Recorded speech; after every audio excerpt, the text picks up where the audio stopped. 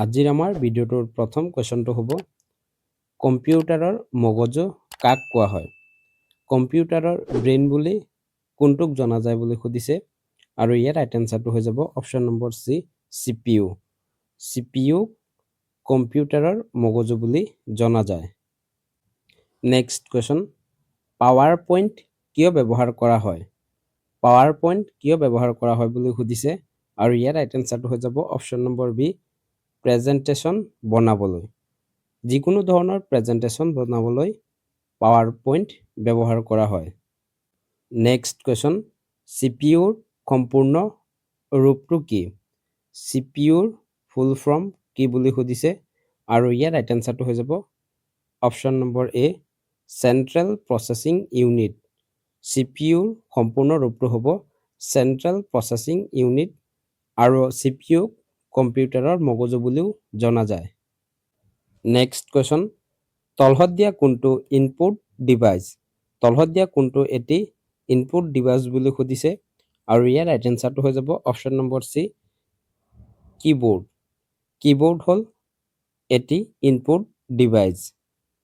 বাকী printer, monitor, speaker আদিবোৰ হ'ল আউটপুট ডিভাইচ। নেক্সট কুৱেশ্যন তলহত দিয়া কোনটো এটা আউটপুট ডিভাইচ? আউটপুট ডিভাইচ কোনটো সুধিছে আৰু ইয়াৰ ৰাইট এনসাৰটো হৈ যাব option number D printer. Printer হ'ল এটি আউটপুট ডিভাইচ। নেক্সট কুৱেশ্যন ৰেমৰ সম্পূৰ্ণ ৰূপটো কি? ৰেমৰ ফুল ফৰ্ম কি বুলি সুধিছে আৰু ইয়াৰ ৰাইট এনসাৰটো হৈ যাব option number B random access memory. ৰেমৰ সম্পূৰ্ণ ৰূপটো হ'ব random access memory. Next question RAM কোন প্ৰকাৰৰ মেমৰি? ইয়াৰ আগৰ কুৱেশ্যনটোত আমি ৰেমৰ সম্পূৰ্ণ ৰূপটো চাইছিলোঁ।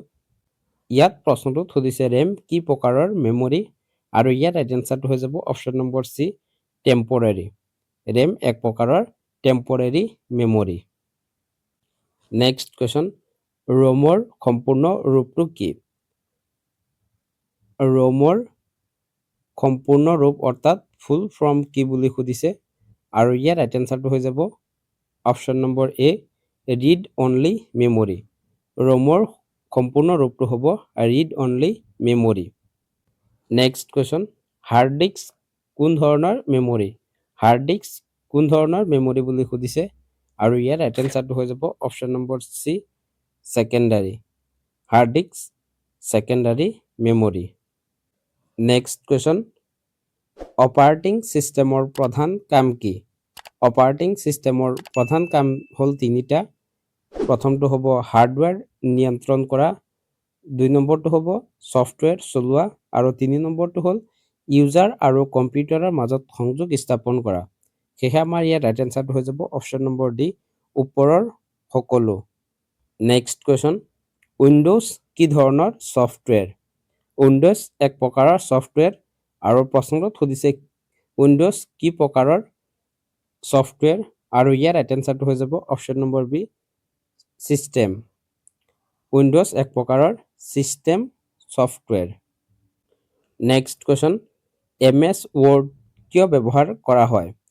MS ৱৰ্ড কিয় ব্যৱহাৰ কৰা হয় বুলি সুধিছে আৰু ইয়াৰ ৰাইট এনসাৰটো হৈ যাব অপশ্যন নম্বৰ সি ডকুমেণ্ট টাইপ কৰিবলৈ। ডকুমেণ্ট টাইপ কৰিবলৈ MS ৱৰ্ড ব্যৱহাৰ কৰা হয়। নেক্সট কুৱেশ্যন MS এক্সেল মূলতঃ ব্যৱহাৰ কৰা হয়। MS এক্সেল মেইনলি কি কামৰ কাৰণে ব্যৱহাৰ কৰা হয় বুলি সুধিছে আৰু ইয়াৰ ৰাইট এনসাৰটো হৈ যাব অপশ্যন নম্বৰ বি গণনা কৰিবলৈ। গণনা অৰ্থাৎ কাউণ্ট কৰিবলৈ MS এক্সেল সাধাৰণতে ব্যৱহাৰ কৰা হয়। নেক্সট কুৱেশ্যন ইণ্টাৰনেটৰ সম্পূৰ্ণ ৰূপটো কি? ইণ্টাৰনেটৰ ফুল ফৰ্ম কি বুলি সুধিছে আৰু ইয়াৰ ৰাইট এনসাৰটো হৈ যাব option number C interconnected network. Interconnected network হ'ল ইণ্টাৰনেটৰ সম্পূৰ্ণ ৰূপ। নেক্সট কুৱেশ্যন ইমেইল প্ৰধানকৈ কি কামৰ কাৰণে ব্যৱহাৰ কৰা হয়? ইমেইল প্ৰধানকৈ কি কামৰ কাৰণে ইউজ কৰা হয় বুলি সুধিছে আৰু ইয়াৰ ৰাইট এনসাৰটো হৈ যাব অপশ্যন নম্বৰ বি বাৰ্তা পঠিয়াবলৈ। যিকোনো ধৰণৰ মেছেজ বা ফাইল এঠাইৰ পৰা আন ঠাইলৈ পঠিয়াবলৈ সাধাৰণতে ইমেইল ব্যৱহাৰ কৰা হয়। নেক্সট কুৱেশ্যন, www পূৰ্ণ ৰূপ কি? www ফুল ফৰ্ম কি বুলি সুধিছে আৰু ইয়াৰ ৰাইট এনচাৰটো হৈ যাব option number A world wide web. www সম্পূৰ্ণ ৰূপটো হ'ব world wide web.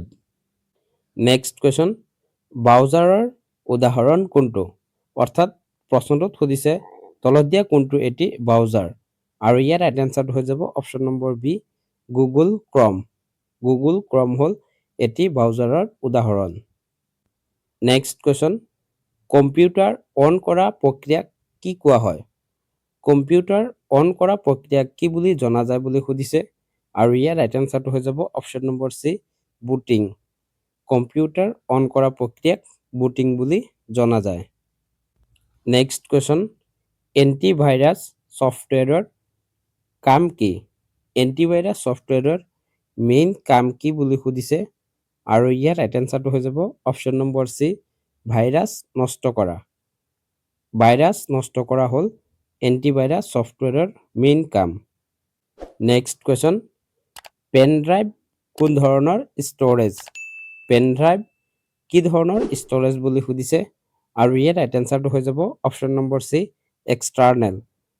PAN drive হ'ল এক্সটাৰ্নেল অৰ্থাৎ বাহ্যিক storage. Next question, control plus C কিহৰ শ্বৰ্টকাট? কণ্ট্ৰল প্লাছ চি কিহৰ শ্বৰ্টকাট বুলি সুধিছে আৰু ইয়াৰ ৰাইট এনচাৰটো হৈ যাব option number B copy. Copy কৰিবলৈ আমি কণ্ট্ৰল প্লাছ চি এই শ্বৰ্টকাটটো ব্যৱহাৰ কৰোঁ। পেষ্ট কৰিবলৈ আমি কণ্ট্ৰল প্লাছ বি এই শ্বৰ্টকাটটো ব্যৱহাৰ কৰা হয়। ঠিক তেনেদৰে কাট কৰিবলৈ কণ্ট্ৰল প্লাছ এক্স আৰু ছেভ কৰিবলৈ কণ্ট্ৰল প্লাছ এছ এই শ্বৰ্টকাটখিনি ব্যৱহাৰ কৰা হয়। নেক্সট কুৱেশ্যন, মাউচৰ মূল কাম কি? মাউচৰ মেইন কাম কি বুলি সুধিছে আৰু ইয়াৰ ৰাইট এনচাৰটো হৈ যাব অপশ্যন নম্বৰ চি পইণ্ট আৰু ক্লিক কৰা। পইণ্ট আৰু ক্লিক কৰা হ'ল মাউচৰ মেইন কাম। নেক্সট কুৱেশ্যন, স্কেনাৰ কিয় ব্যৱহাৰ কৰা হয়? স্কেনাৰ কিয় ইউজ কৰা হয় বুলি সুধিছে আৰু ইয়াৰ ৰাইট এনচাৰটো হৈ যাব option number B document scan কৰিবলৈ। ডকুমেণ্ট স্কেন কৰিবলৈ স্কেনাৰ ব্যৱহাৰ কৰা হয়। Next question, file extension .docx কিহৰ সৈতে জড়িত? .docx ফাইল এক্সটেনশ্যনত কিহৰ সৈতে জড়িত বুলি সুধিছে আৰু ইয়াৰ ৰাইট এনচাৰটো হৈ যাব অপশ্যন নম্বৰ চি ৱৰ্ড। ৱৰ্ডৰ সৈতে .docx জড়িত হৈ আছে। Next question, file extension .xlsx কিহৰ সৈতে জড়িত? .xlsx কিহৰ সৈতে জড়িত বুলি সুধিছে আৰু ইয়াৰ ৰাইট এনচাৰটো হৈ যাব option number B Excel. File এক্সটেনশ্যনৰ সময়ত এক্সেলত .xlsx ব্যৱহাৰ কৰা হয়। এই 25টা আছিল আজিৰ আমাৰ এই ভিডিঅ'টোত আলোচনা কৰিবলগীয়া ইম্পৰ্টেণ্ট কুৱেশ্যন এণ্ড এনচাৰ। এই কুৱেশ্যনখিনি কৰোঁতে যদি কিবা ভুল হয় তেতিয়া সেই ভুলটো আপোনালোকে কমেণ্টত আঙুলিয়াই দিব বুলি আশা ৰাখিছোঁ।